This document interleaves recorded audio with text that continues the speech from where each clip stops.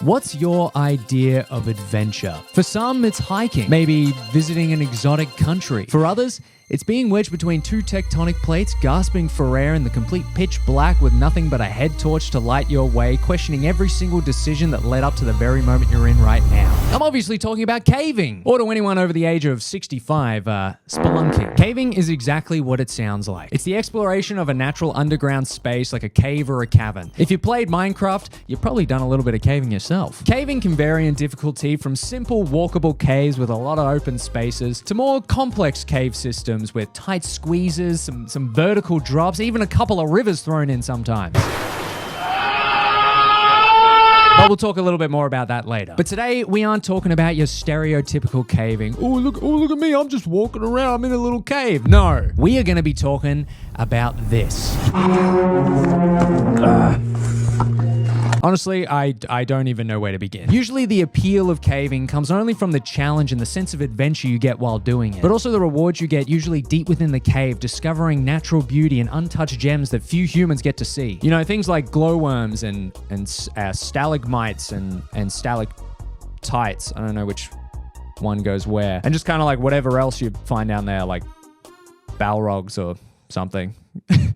But some people, they don't do it just for that. Some people do it just for the thrill of surviving the damn thing. This is a phenomenon I discovered recently after having multiple clips of people in caves come up on, you guessed it, TikTok. What would possibly possess somebody to do this? So right now I'm breathing out.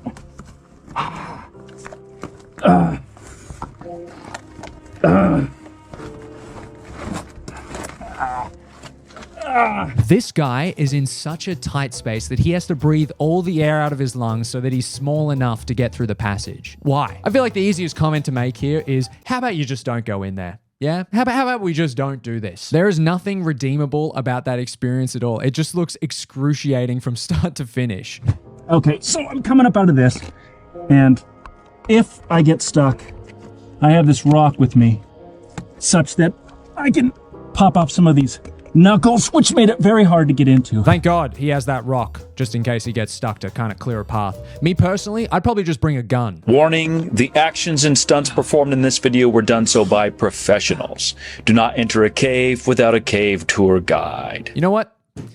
I'll be honest, I don't think we need the warning here, actually. I think this video is warning enough to let me know that I don't want to do this, okay? There's no need for the warning. I am not doing that. Like, seriously, why would you do this? A lot of people ask why we do this. Oh, he's going to tell us. And you're just never going to get a sufficient answer. Why do you wake up in the morning? You know, what drives you? What makes you want to get up and go study a subject or go to work or go out, hang out with your friends? It's really nothing, right? This is life. And that's all. This is our way of living.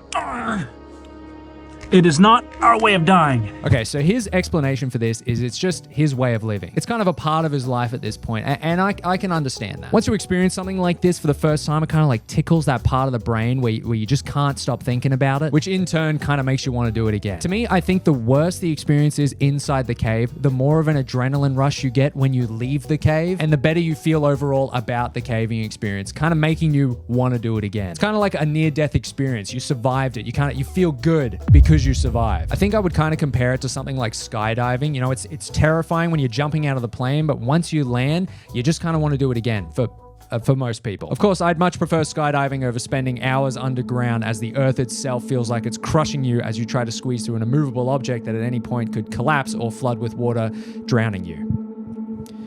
But that's just me. But that's not the only thing you got to worry about when you go caving. Getting stuck is one thing, but you also got to remember, this is nature. And in nature, there are creatures that live there. More specifically, spiders. So this is your only warning. There will be spiders. What are you doing? This is fun for you? What can you possibly be doing? Oh, let me put my hands and run through all the spiders.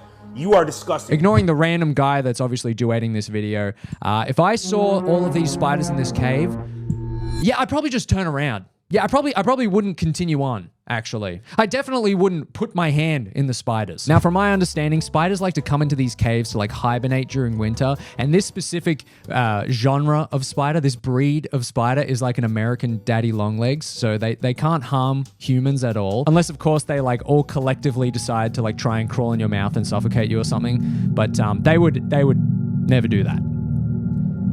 I'd hope. But that's not the only thing you gotta worry about in these caves. Oh no, that'd be too easy. Because one thing I know about caves is that most of them are underground. They're under the ground usually, and water flows downhill. And so the water flows into the... Do you get what I'm saying? There's water in these caves. There's a lot of water in caves. I've seen multiple videos at this point with people with their heads barely above water, struggling to breathe as they squeeze through these caves. What are you doing, man? As soon as you see water, just turn around. Just go the other way. You don't have to go through it. You don't have to do that. Better yet, just don't go in there at all. Get a normal hobby like crocheting or something. But of course, people still do it, and some people don't exactly handle it as well as others. Some people panic, which, if you couldn't guess, is probably the last thing you want to do in this scenario. Are you going, Jacob? Oh, he just bailed. No.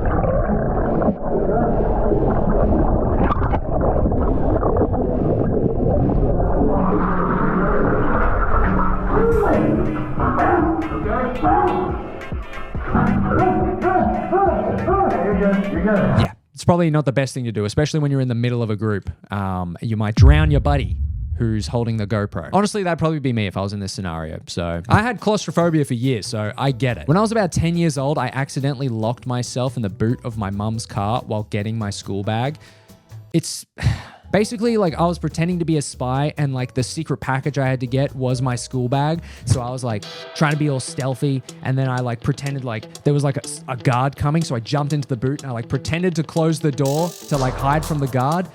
Except instead of pretending to close the door, I actually closed the door and I locked myself in it. I still remember the sound of the boot clicking and the immediate panic that started setting in when I realized I couldn't get out. I was stuck in that boot for at least a good hour before I remembered that I had my flip phone in my bag. This is before smartphones, you know. I had my f***ing trusty flip phone. I called my mum about 15 times. She didn't answer. Legendary. Yeah, why would you have your phone on you, actually? Why would you ever have your phone on you, now that I think about it? But she finally answered, came outside, and got me out of the boot. I remember being so scared once I came out of that boot, I was like shaking, the adrenaline rush. And for a long time, small spaces really freaked me out. So caving... not exactly something I'd like to do recreationally. If all of this wasn't enough of a deterrent to never go into one of these death traps, then let me introduce you to the Nutty Putty cave incident. I don't know why I said Nutty Putty. Nutty Putty? I don't know.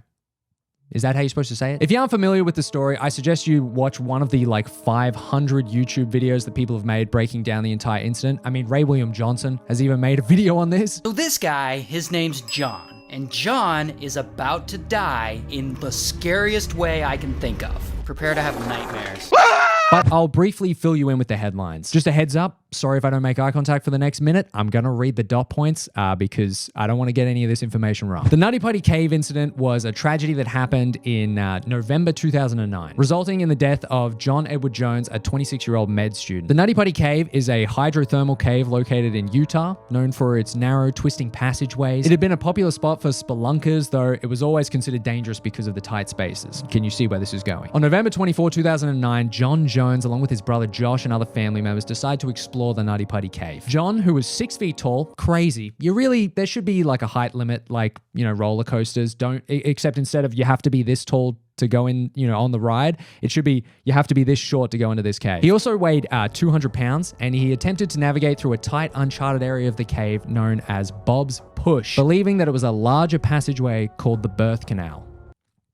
Crazy name for a cave. While trying to squeeze through, John became stuck in an extremely narrow, downward angled passage. He was practically vertical, upside down, head down, feet up, which made it difficult for him to move or breathe properly. Over the course of the next 27 hours, a large-scale rescue effort was launched. Imagine being upside down for 27 hours. I've been like upside down laying off the end of my couch for like 5 minutes before and got a headache. So I can't imagine 27 hours of this. More than 100 rescuers worked tirelessly to free him, employing various techniques, including pulleys, ropes, and chisels to widen the passage. And the worst part of all is that they managed to briefly pull him up a few inches until one of the pulleys broke, and then he slid back back into the crevice. John Jones tragically passed away due to cardiac arrest brought on by the strain and trauma of being stuck upside down for so long. After John's death, the cave was sealed permanently in his memory to prevent future accidents. The entrance was filled with concrete and a plaque was placed to commemorate him. His body is still down there to this day because they couldn't get him out. And the Nutty Putty Cave incident remains one of the most well-known and heartbreaking cave exploration tragedies. After all of this information, after everything we know about caves, who would do such a thing? Who would venture into the depths just for the thrill of it? I mean, you'd have to be. So anyway, here I am at Britannia Creek Caves,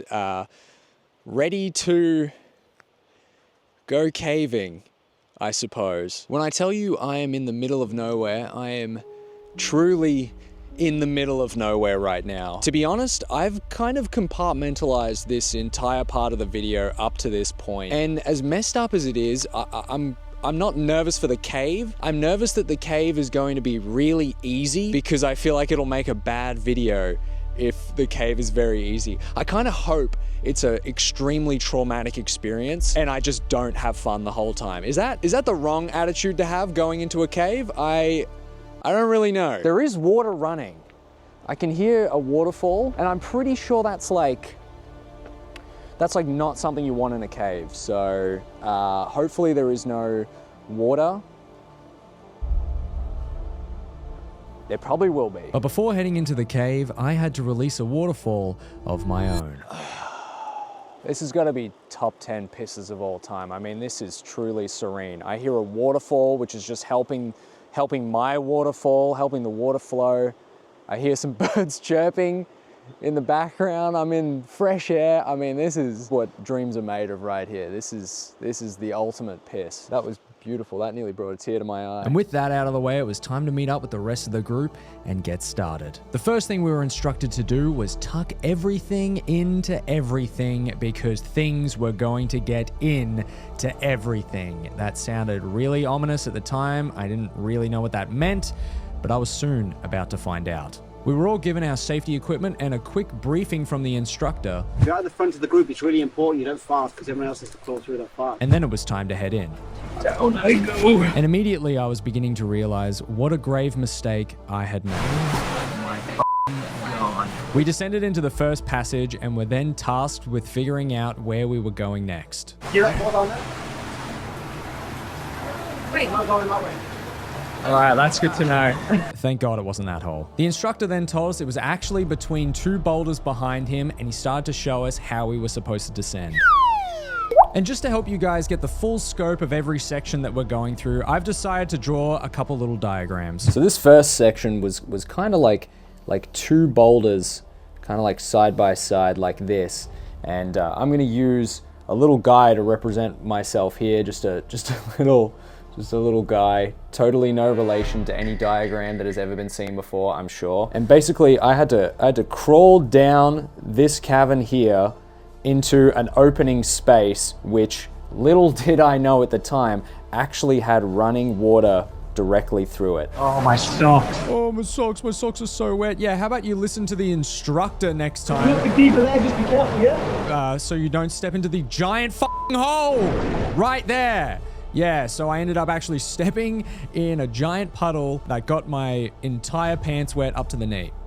So the socks were the least of my worries. Once we were in the next section, we were instructed to follow the guide who crawled up the cave like a f***ing creature out of the descent, which then led into the next squeeze. Now the camera doesn't really do this next squeeze justice, but essentially there was a boulder coming up this way, a boulder going down this way, and another one right here. A little trifecta of boulders right here, and I had to squeeze through the middle here. Unfortunately, because it's such a wide angle lens, it looks like it's not that tight. But I'm telling you, for scale, you know, I had to squeeze through this thing. Here's a top down, kind of like I just drew the same thing. I just realized I just drew the same thing twice to represent a different angle, but it's essentially the same thing. I really felt like a baby being birthed at this point, you know, being birthed through Mother Nature itself. You really don't get more connected to Mother Nature than this. We kept crawling through and finally made it to the next section before having to squeeze through yet another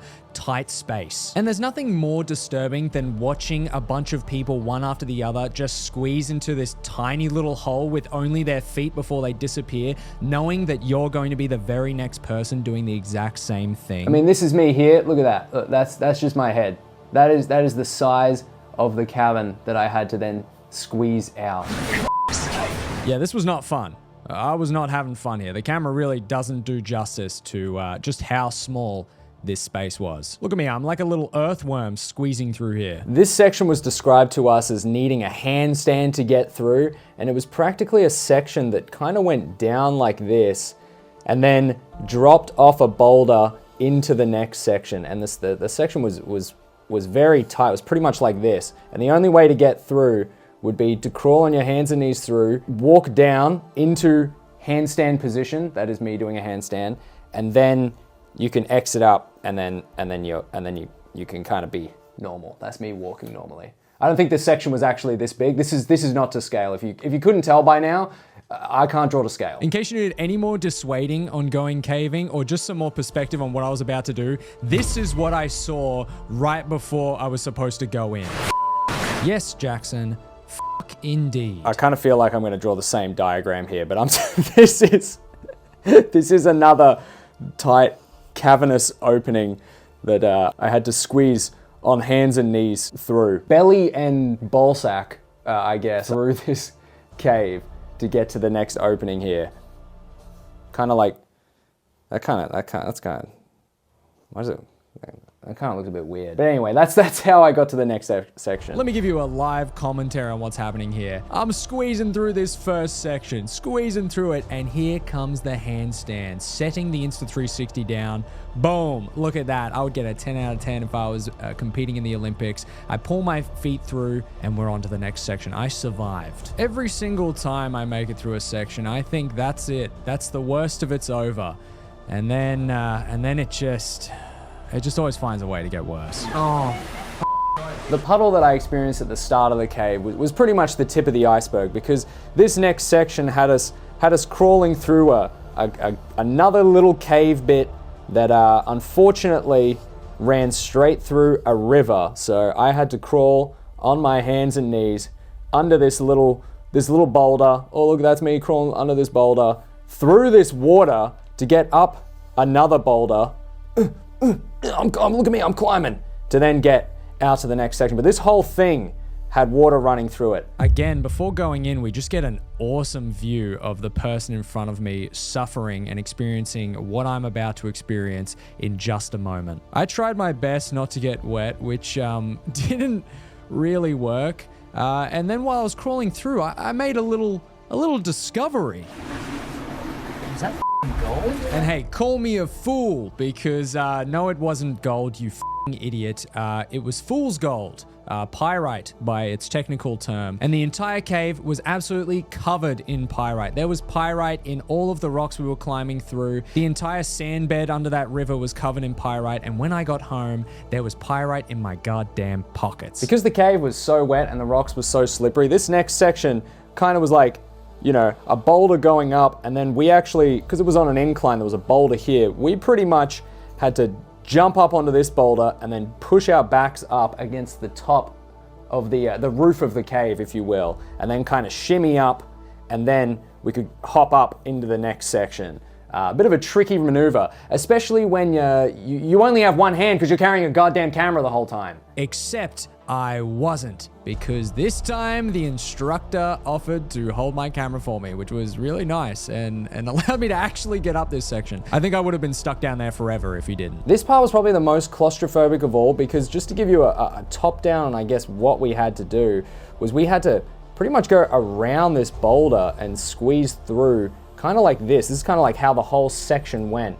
And we're climbing through, and you know, it looks fine from the top down, but just a side-on perspective, I mean, we had literally, it was like, for scale, pretty much, I can't grab my little guy. It was pretty much this the whole way through. We're talking shimmying, stomach cock and balls to the ground, back to the roof, shimmying around as we go around this entire bend here out into the next section. Now I'm just gonna play this next part pretty much unedited, just so that you guys can really, I guess, get the perspective on what this specific crawl was like. I mean, it just kept getting worse.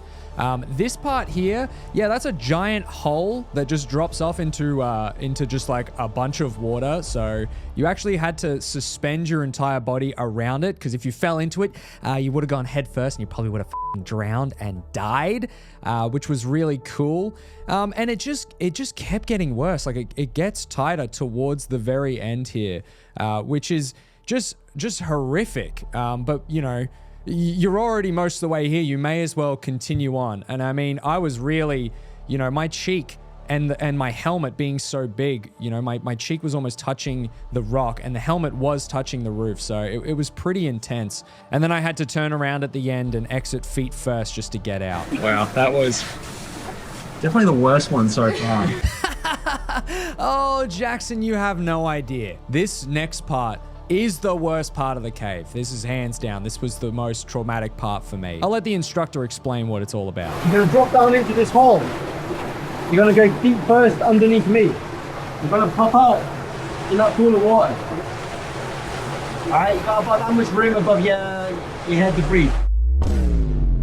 Yeah, that actually sounds like a form of torture. That actually doesn't sound like adventurous or fun at all. But lucky for me, I was not the first to do it. Someone else volunteered, and they did in fact survive and come out the other side, which gave me the little bit of courage I needed to attempt it myself. This was by far the most horrifying part of the entire experience. I had to lower myself down into this pit with ice cold water running through it that was so cold it actually hurt. I then had to lower myself down onto my back, allowing the water to run straight through me into every single crack and crevice. And then I had to shimmy myself down the river. I'm looking up, okay? There is nothing but a boulder staring at me. There is water flowing behind me. I can't move, okay? Because the section of opening is like this. So I'm like blocked on both sides, shimmying down this thing. And to be honest, it was only like, 10 seconds under this giant boulder, but it felt like minutes. It felt like minutes I was down there. I could not get out of this thing fast enough. All I could do was focus on my breathing and just keep moving until I made it out the other side.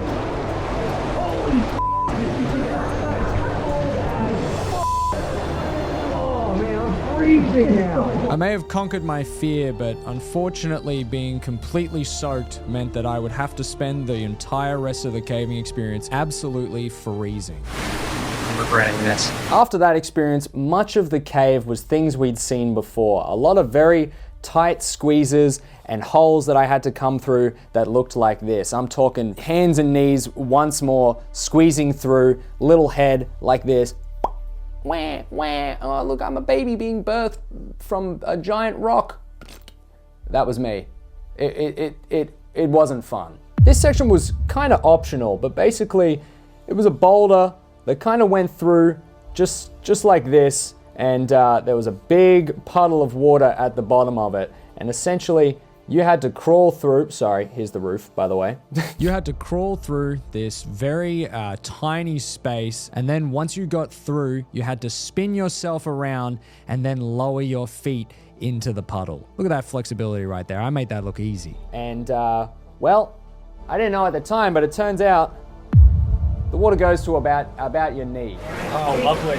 After that, it was all a pretty tight squeeze into a section kind of like this. You could, okay, that's not to scale at all. It was kind of like this, and then it all led out into this cavern here. But top down, I'm talking, wall to wall here. Picture this is just my head for the top down, where it was a tight squeeze once more. We're squeezing through these boulders here that led down into this next section that you kind of had to crawl through to make it to the next opening. This involved crawling through up onto a ledge and then over to the next section, literally like this. And then that was the opening. There was the roof here, and then we could go into the next section. So you kind of had to angle yourself up, get up on this ledge, and here is where apparently, not that I really saw any but one, there were glowworms living right up here. Little glowworms. Emphasis on little, like less than a millimeter big. One singular glowworm.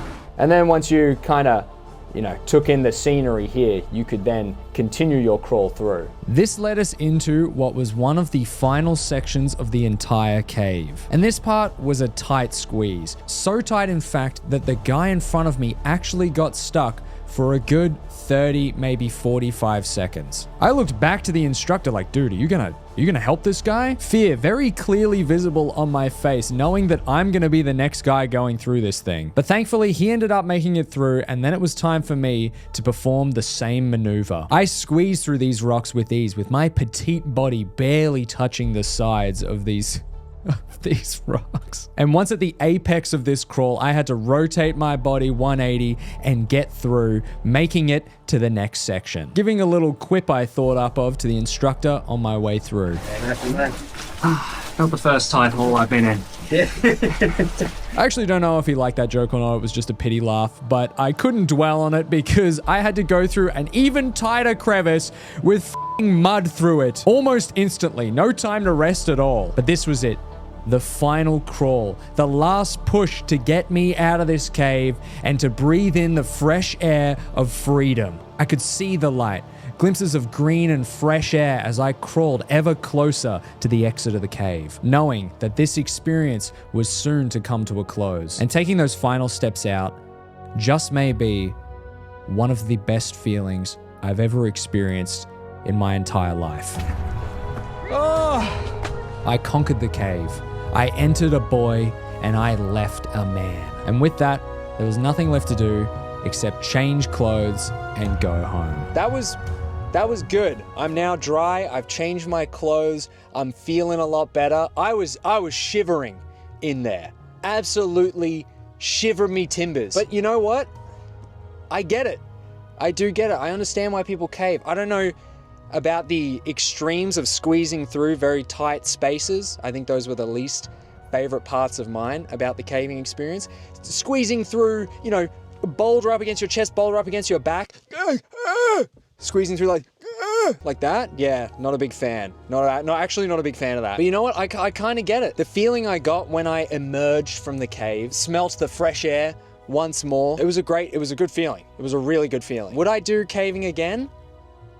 Probably not, I'll be honest. If I was to do it again, maybe I wouldn't bring a giant fucking stick on a camera to film with. You know how annoying that was trying to climb with a stick in my hand? That fucking sucked. My least favorite part of that whole experience was probably going down that little water part where my entire body was submerged in water and it was just my face, and I had to push myself like that under the cave.